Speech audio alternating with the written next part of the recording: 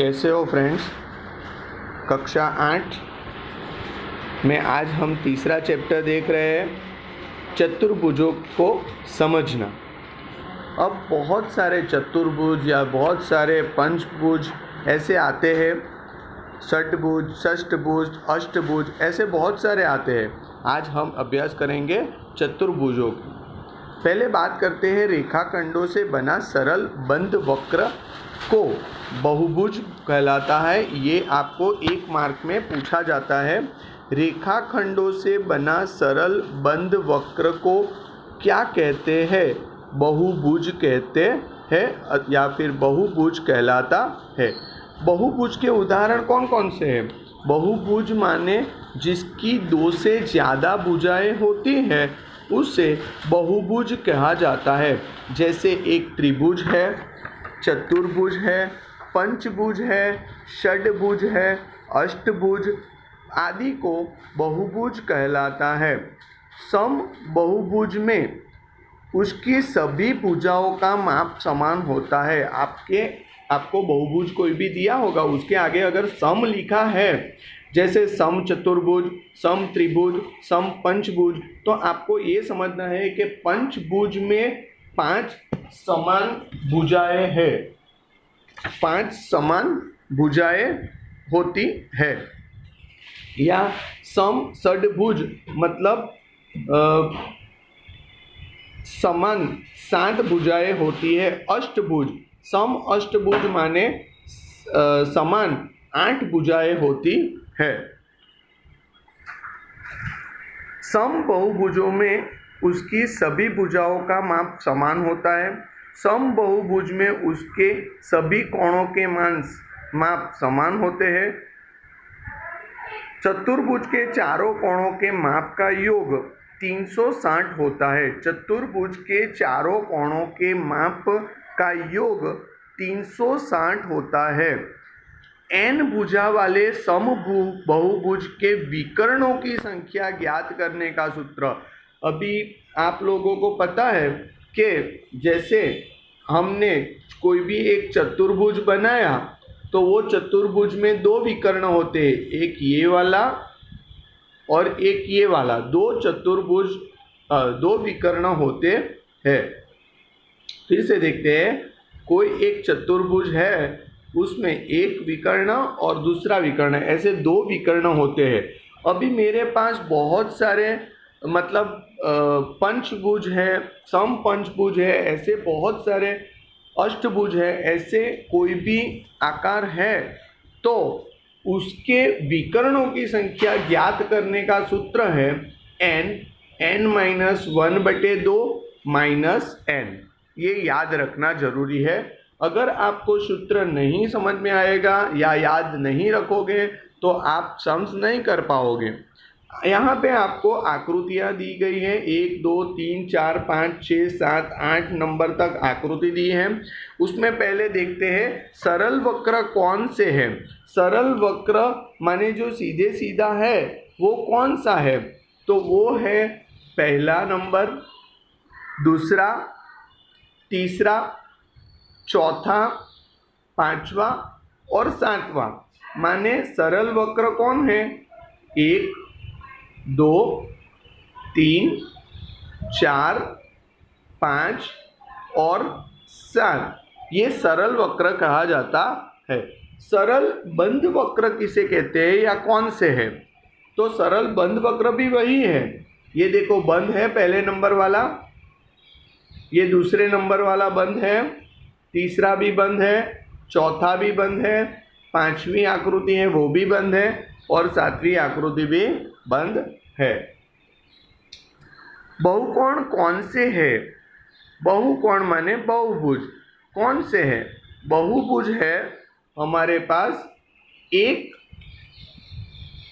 2 और 7, इसे बहुकोण कहा जाता है। खुला वक्र कौन सा है? आपको ये सब 8 आकृति में खुला वक्र सिर्फ एक ही दिखाई दे रहा है, वो है 8 नंबर वाली आकृति, खुला वक्र कहा जाता है। बहिर्मुख बहुभुज कौन से है? बहिर्मुख बहुभुज 2 और 7 है। दूसरा और 7वां है वो बहिर्मुख है। ये बहिर्मुख है, जो हम सीधी सादी आकृति बनाते हैं उसे बहिर्मुख कहा जाता है। और जो अंदर की ओर कभी भी मुड़ता है वो अंतर्मुख बहुभुज चतुष्कोण कहलाता है या अंतर्मुख बहुभुज कहलाता है। वो है 1 नंबर वाली आकृति। आगे देखते हैं, समचतुर्भुज विकर्ण की संख्या कितनी होती है? सूत्र आधार पे गिनती कीजिए। सम अष्टभुज बहुभुज के विकर्णों की संख्या का सूत्र है n-1/2 -n। ये सूत्र आपको याद रखना है।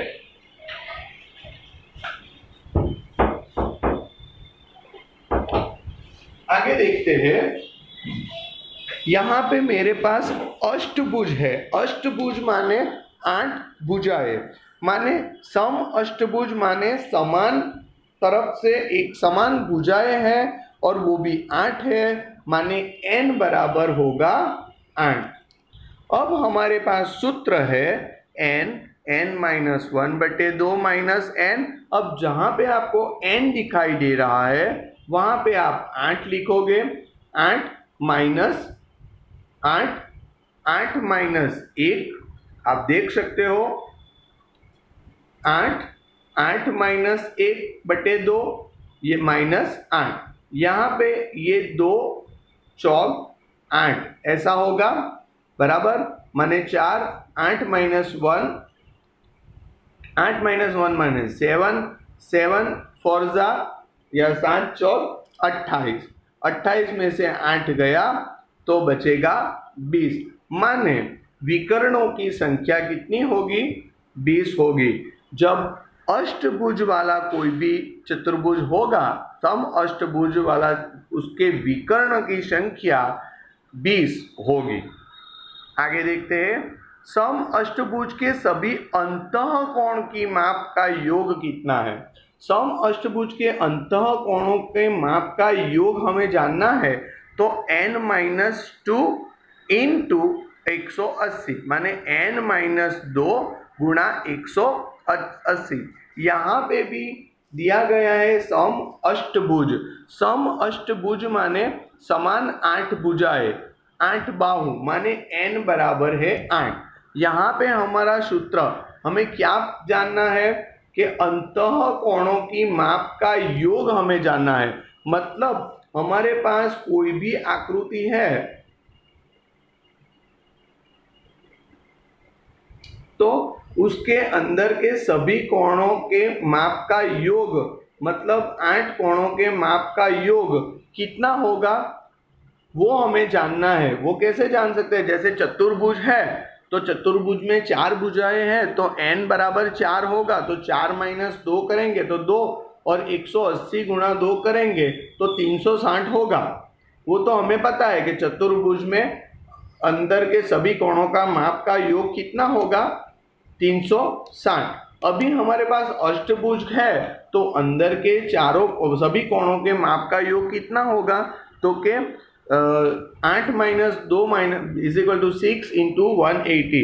18 छंग 108 माने 1080। ये सभी मापों का योग बनता है। आगे देखते हैं, आकृति के लिए x कोण का मान ज्ञात कीजिए। यहाँ पे मेरे पास एक आकृति दी गई है, उसमें मुझे ये x का माप जानना है। अब आप यहाँ पे देख सकते हो ये आकृति में ये बहिर्मुख है। ये कौन सा है? बहिर्मुख।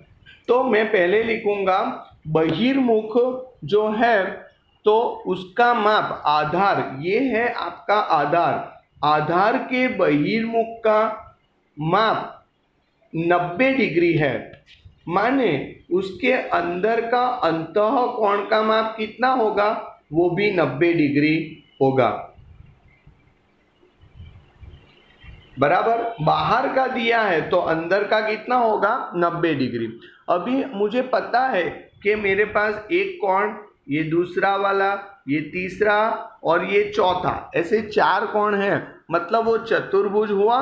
तो हम लिखेंगे चतुर्भुजों के चारों कोणों का माप का योग 360 होता है। माने x plus 90 plus 75 plus 55 is equal to 360। अब आप लोग देख सकते हो कि मेरे पास मैंने ये लिखा है कि x plus 90 plus 75 plus 55 is equal to 360। तो x प्लस ये तीनों की मैं जोड़ करूँगा, माने होगा 220, और 360 में से 220 माइनस करूँगा तो मुझे x का मान मिलेगा 140। अब भुजों के चौथे कोण का माप x बराबर 140 होता है। आगे देखते हैं। अब हमारे पास एक दूसरी आकृति है, आप देख सकते हो उसी प्रकार से थोड़ी आकृति है, उसकी डिजाइन थोड़ी अलग है। यहाँ पे भी हम पहले देख लेते हैं। यहाँ पे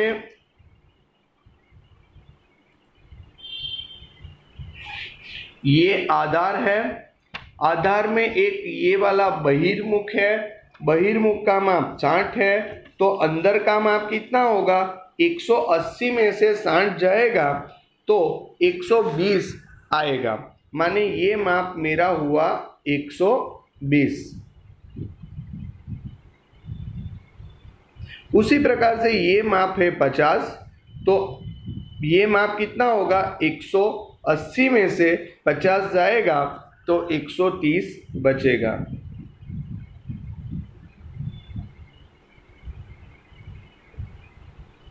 बराबर।